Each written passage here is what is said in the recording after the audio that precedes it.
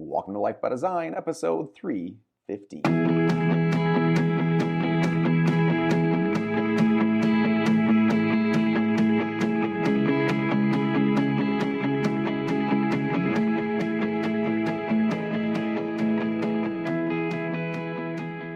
Welcome to Life by Design. I'm your host, Dr. Jamie Richards, and I'm joined today by my colleague, Dr. Crayshow Jug. Happy to be here, as always. We are creators of Life by Design with many locations worldwide. Each week in the show, we discuss the principles and the practice of Life by Design. Crayshow, today we're talking about, I think, a great article, healthy habits for kids, or I guess habits for healthy kids. And it's something we pulled from a blogger that I follow.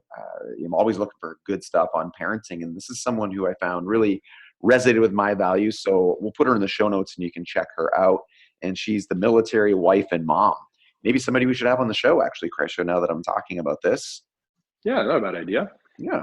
So she posted an article on her site, and it covered the 13 habits for healthy kids. And I thought there were some really great ones in there. So I thought, why don't we talk about this? Both of us being parents, lots of our listeners are being parents. We obviously believe that kids are absolutely important components of our lives. They're values for us. We both look at our jobs as parents, take them seriously. We want to make sure that we're learning and always looking at ourselves and understanding whether there's things we can do better than we're doing. We were joking around in the pre-show about, one of her concepts about boundaries. If we talk about this first, I think it's a great segue. And that's that one of the habits, boundaries, is, I love the way she framed it, that boundaries are walls, not doors and windows. Can I have a cookie? Nope. Can I have a cookie? Nope. Can I have a cookie? Nope. Can I have a cookie? Fine. Take the cookie. Take the cookie and leave me alone. Exactly. And I'm sure every parent is chuckling and laughing, and it's not an easy thing to do, but I believe 1,000% she is right. And that, if we talk about boundaries, I think boundaries are really important. They're something that we strive to do, not always perfect, that's for sure. And it's tough. It's tough. I guess maybe it's not as tough as we think. It's tough because, maybe, Gracia, we're just not willing to hold them accountable to that boundary. We just get worn down. Well, I think there's two things happening here. Yes, of course, what you said is true. By the way, sometimes I read these things and these blogs just to make sure that, I'm not the only one that feels these ways as a parent. So it makes me feel kind of better about myself. But the second thing, too, is you're generalizing in a bit, and we're picking cookies for an example because we both cave on that one. However, there are things that we are firmly solid on 100% that is an unbreakable boundary. So it's this continuum, right? It's more like, yeah, okay, some of them are windows, but I know that if I asked you about certain things, there'd be a no-brainer. Like, you've set it up and there's no breaking this one no matter what. Yeah, fair enough. That's a good point. I mean, there's certain things, like you said, that are going to match our value systems much more. And those things that are more aligned with our top values are going to be boundaries. So, well, I feel, sorry to interrupt you, like for the cookies, like I feel really bad, like when I'm having an off-track meal and I'm eating cookies, to be like, no, sorry, you can't have cookies, right? Like that's not a good lesson. That's that's being a hypocrite. Right. Well, I was thinking personally, like there's days where I'm going to be, say, checking the kids and we're doing a spinal checkup, and they're kids, so they don't want to get on the table. They want to run around the office, and there's just no other way around it. It's get on the table. We're not going anywhere until you get on the table and we finish this checkup. Right. So, that would be an area. Exercise would be an area. It's just not acceptable for us to go, an entire week without having the kids exercising and doing something that's physically active. In fact, it's probably not a day where that doesn't happen. But then on the far end of the continuum, no TV today. And I'd like to say that we, to keep that boundary on that day for whatever that reason is. But of course, when you get asked on time number 422 and you are just at the end, and of course, like you said, you're going to watch TV, then that boundary quickly becomes a window. And I guess in that sense, hold on though, sorry, because you said something really interesting. You said the reason why it turns into a window sometimes, right? You said for whatever that boundary is for. If there's no clear purpose on why you're saying no to TV, it's a lot easier to go back on your word, right?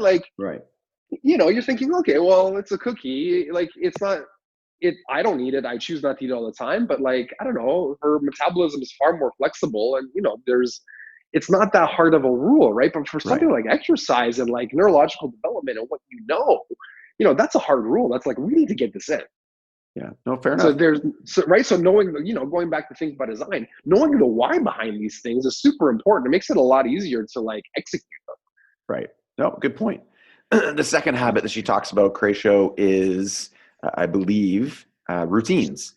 Definitely, that's an area that I don't think that I'm very good at with routines, at least with the kids.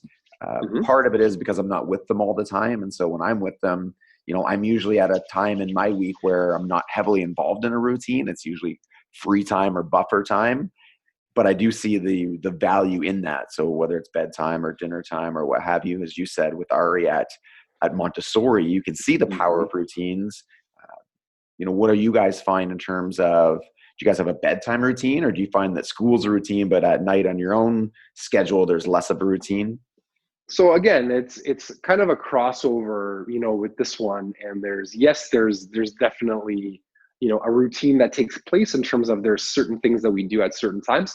But again, some things are windows. The part that is challenging, and I'm glad you hit on it, is when I'm with the kids, right? And then it's because Rochelle's with them a lot more. She's the one that it's instilling the structure. So I'm often, because I don't know, I'm ignorant. I miss a routine or I skip a step, right? Right. Because I'm not sure exactly the way that she does it. Right. Yeah. So Glad. yes, we have Yeah. we have. Sorry to answer your question. Yes, we have routines on all that stuff. We have routines on when I get home from work. It's time for us to eat. We have routines on bedtime. I mean, we have routines on the things that are important, how we get ready for school. But then we also have free time where it's just we do what we want, because Right. I think that's important for kids too. Right. No, I mean, I think that does make sense. I think you're right. It is important that it's not always, we need to be here. This is what's happening next. There's power in that, but it's also great to have buffer times, and, we call them personal times. And, I think we need those. Number three, in terms of a Sure. habit, is early bedtimes. Again, we're kind of nailing a bunch of these things that I think that, I need to be better at. Early bedtimes are tough for us, even though I agree 1000%. Our kids have the craziest bedtimes, and I'd like to say maybe it's just our kids, but I'm sure other kids fall into this. I get home usually 8 or 8:15 on the nights that I'm in practice, and getting the kids ready for bed, doing all those things. By the time they fall asleep, sometimes it's really, really late. And I've tried to implement earlier bedtimes when I'm there, and Dana's tried it too. And honestly, our kids, I feel like they could go for like 17, 18 hours a day with no naps, and then sleep for 6 or 7 hours from 10 at night until 7 in the morning. Yeah, it's crazy, right? Like there's just some days when they're so wired, you're just like, yeah, okay. Like at one point you're laying with, as this happens in our house too, like Rochelle's laying with Ari because she's responsible for putting Ari to bed, like for an hour and a half, and he's not Mhm. getting tired. Like at one Right. point you're like, well, Right. forget it. We're just gonna get up and do something else. Like I'm tired of Right. laying Right. Right. Well, totally. It's, we've had this set time where, okay, we're going to have earlier bedtime. You get in bed, and, like you said, it's Dana's in there for 2 hours reading book number 407. 100%.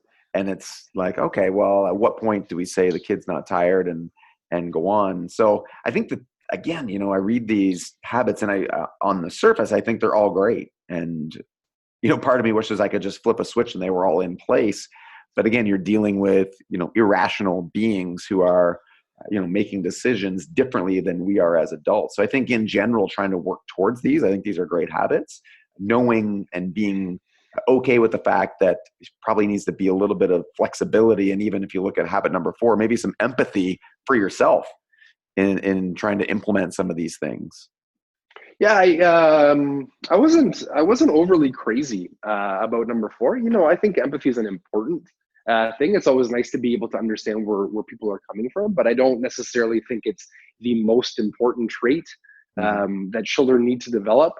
And I also don't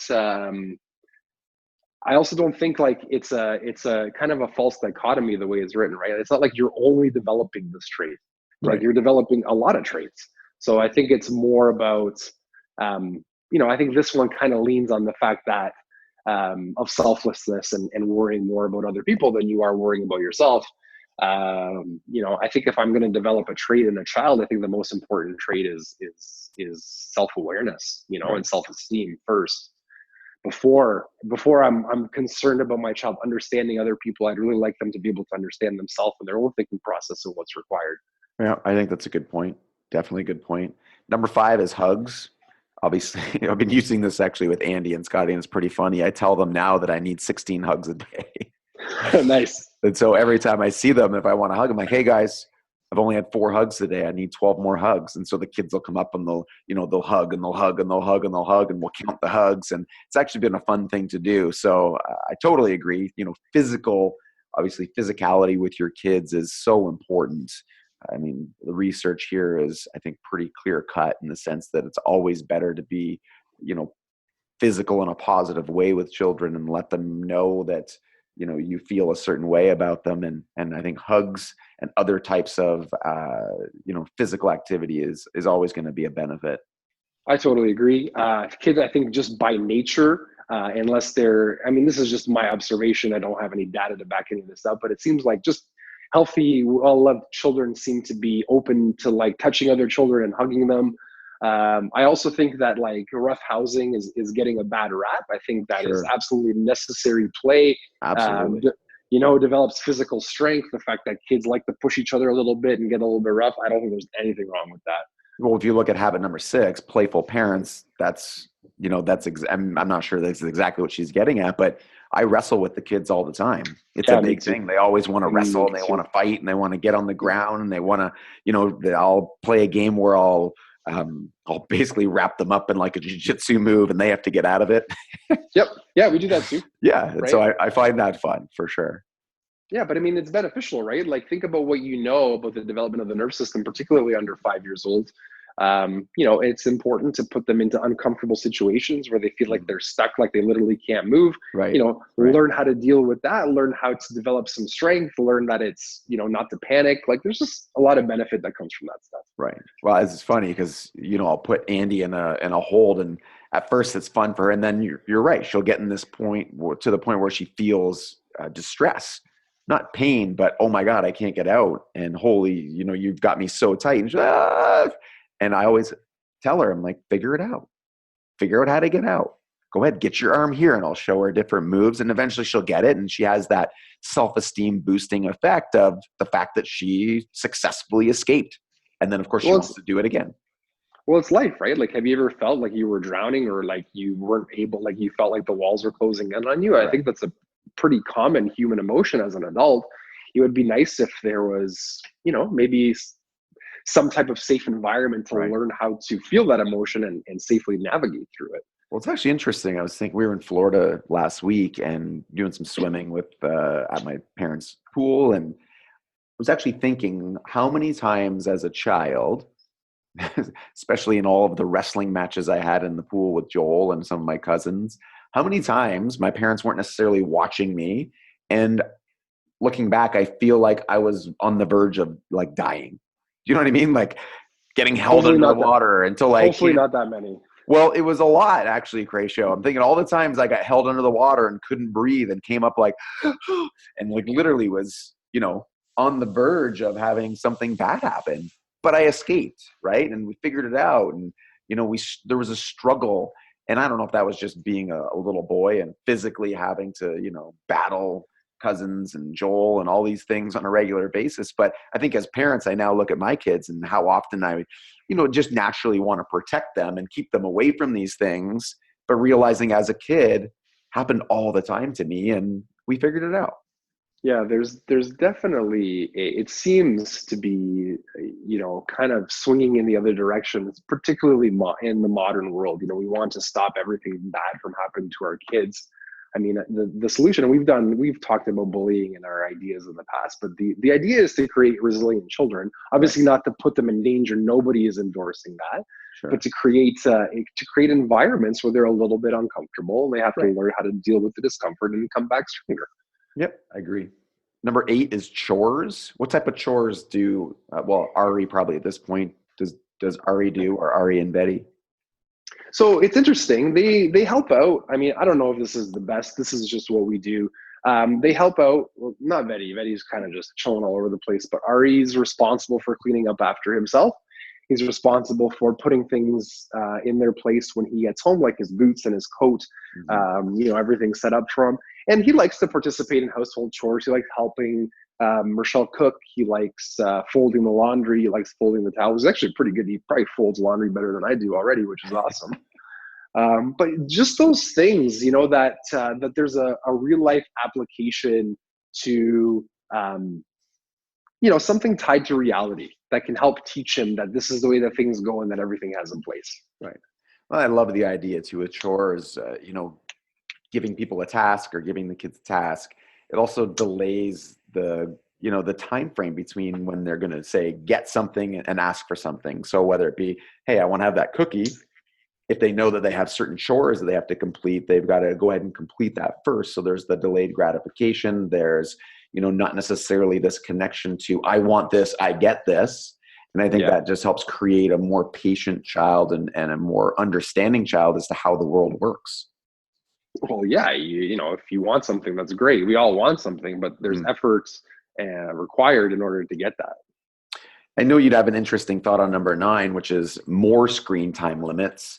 And we've talked about this idea of, it not necessarily being a bad thing to have kids exposed to technology. I guess it really comes down to what you would consider the limits. Obviously, if a kid's watching 10 hours of his iPad every single day, then I think more screen time limits make sense. But I think people read that automatically, and maybe their kid's only on it 15 minutes a day, and they think, oh, I need to restrict them even more because this is one of the habits. We're not necessarily endorsing that as much as we are figuring out what you think is an appropriate time for the child to experience that, because there is some positive things that happen with technology and some positive outcomes. And I don't think we want to discount those or rule them out just, as a blanket statement.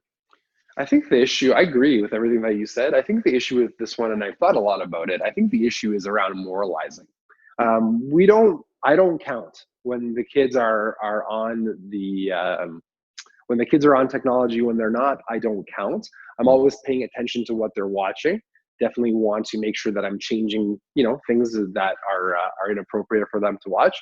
But the idea is the moralizing, right? Like, this is bad. You shouldn't do this. We need to do this, right? Versus, framing it in the positive. Hey, let's go outside and play. Right. Right. And then it doesn't become a big deal. Like, I look at the way our kids really use technology.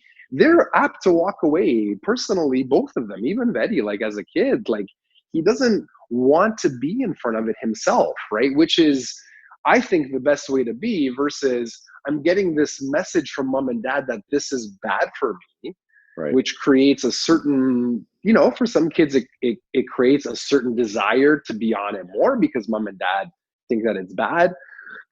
For us, it's always, we know what's required. We know what we want to do. We know we have to move. We know we have to do certain things. We know we want to play. So we create environments, or we try to create environments where we're playing and having fun, which will make them want to, on their own, come away from pieces of technology.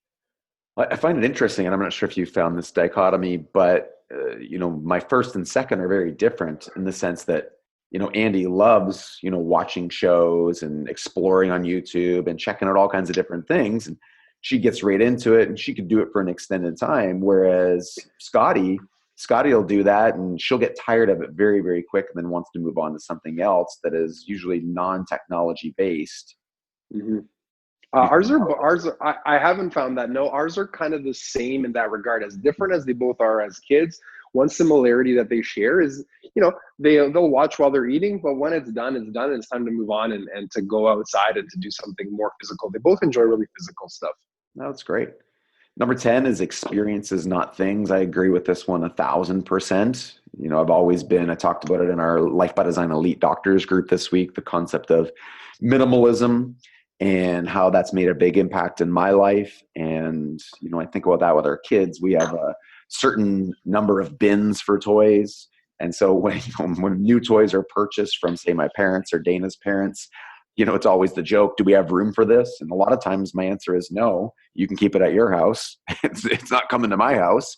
Or I'll have the conversation with the kids, guys, these bins are really full. We're gonna have to take some toys out and move these on. What toys do you want to take out so we can fit this one in? And, Mhm. instead of always going to, well, let's buy more stuff, I love the idea. And I think it can be hard. I know it was for me probably earlier in my life when I was a bit younger.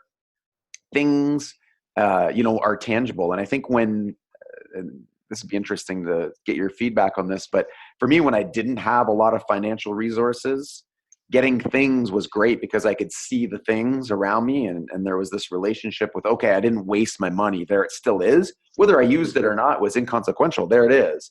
But an Mhm. experience, let's say I spend, $2,000 and you go on a trip, that's great and you experience it, but you don't see that anymore. And now fast forward many years later, when I have more flexibility, the things, even though they're sitting there, they don't resonate with me as much as all the experiences that we've had. And trying to instill this in the kids, I think, is something that, for me, I think is really, really important.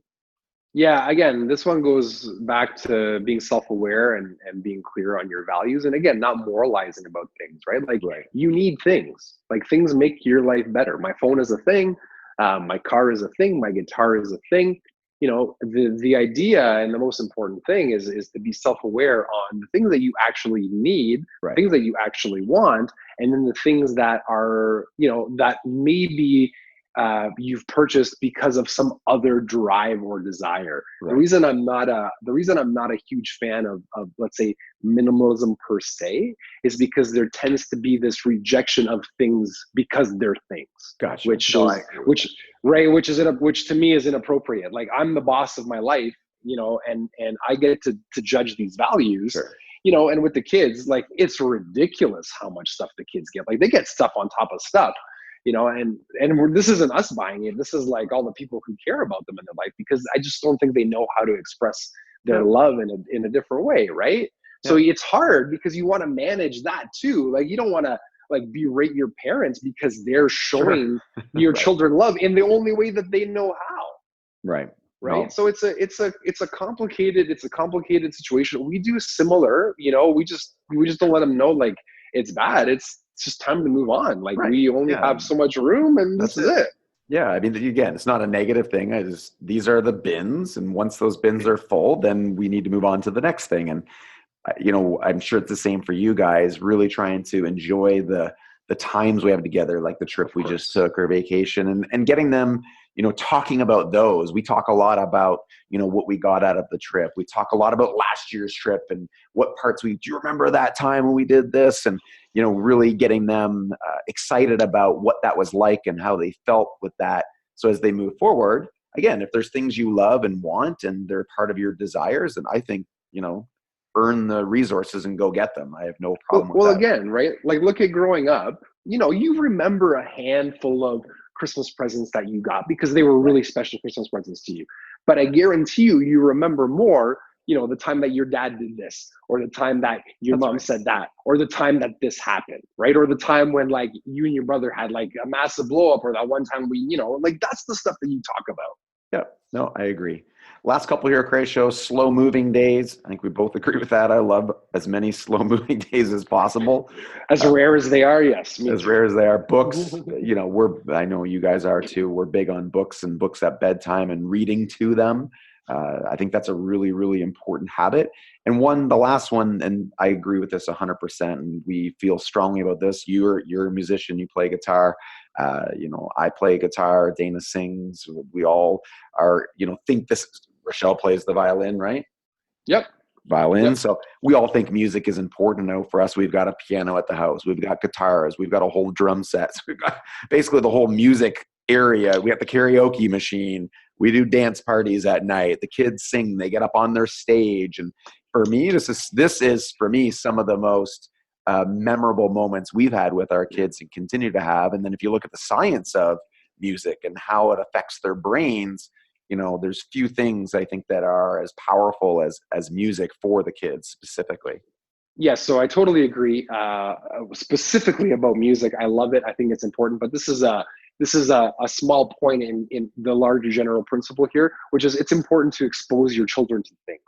Yes. right? They need to know, they need to know about the world. They need to know about music. They need to know about as many different things as humanly possible, because they're going to develop interests and talents and a potential life based on any one of these things that you introduce them to. That's right. No, I think that's a great point of all of these. When we're looking at the habits that lead to healthy children, it's, part of it's creating safety for them and creating a safe environment. And then within that safe environment, it's giving them the opportunity to grow, to experience as many things as possible. It's also giving them the opportunity to fail at as many things as possible so they can Yep. recognize how to recover, develop resiliency, expand their horizons, if you want to say, in that sense. So I love this article. I love this conversation, Crow. Guys, go to the show notes, lifebydesign.com/podcast. You can find this. And I really do think this would be someone we should touch base with, Crow. So maybe we'll have her on the show in the future. Guys, thank you so much for listening to Life by Design and joining the drive to 1 million families worldwide living life by design.